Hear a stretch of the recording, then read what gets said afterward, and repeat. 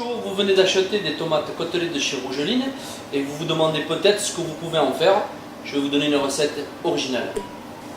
Alors pour cette recette, vous voyez ces tomates légèrement côtelées, on va les farcir, mais la recette la plus courante et la plus facile à faire, que tout le monde connaît, c'est une tomate farcie avec de la viande dedans et chaude. Moi je vais garder l'esprit de tomate, donc la crudité, on va la garder crue et on va la farcir avec un tartare de thon. Alors pour commencer, on va donc la couper à 2/3 comme une tomate farcie classique. Voilà.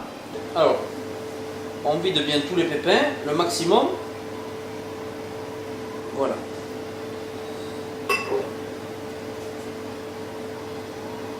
Donc on va mettre un tartare de thon. Si vous avez une recette, conservez la vôtre, elle est très très bien. L'intérêt c'est surtout le clin d'œil de ne pas forcément cuire une tomate, on peut très bien la servir crue, avec une farce aussi crue, et le manger très frais. Donc on assaisonne l'intérieur de la tomate avec un peu de fleur de sel, très important, parce que sinon on va mettre un produit qui est terminé, le tartare, dans un produit qui est complètement brut et nature, donc l'intérêt c'est quand même de l'assaisonner un petit peu. Donc un tartare de thon, ceux qui ne le savent pas, c'est un tartare exactement fait de la même manière que le tartare de bœuf, cornichons, capre, un peu de jaune d'œuf, tout simplement, du persil ou de l'estragon, et on mélange ceci, on assaisonne huile d'olive balsamique, suivant votre souhait, et un peu de piment.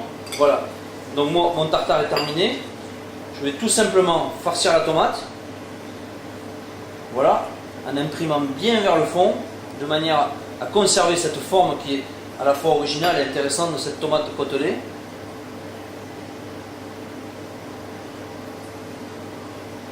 Voilà. On remplit bien, mais on ne dépasse pas la hauteur de la tomate, de manière à créer une petite surprise, on va dire, à nos amis invités qui sont là, et notre famille, et on remet le couvercle. Voilà, tout simplement. Voici, regardez comme c'est magnifique, c'est joli, c'est appétissant, et c'est surtout surprenant parce qu'on s'attend à manger une tomate chaude, et puis là on est sur une vraie fraîcheur, ça a beaucoup de goût, et c'est surtout ça notre intérêt.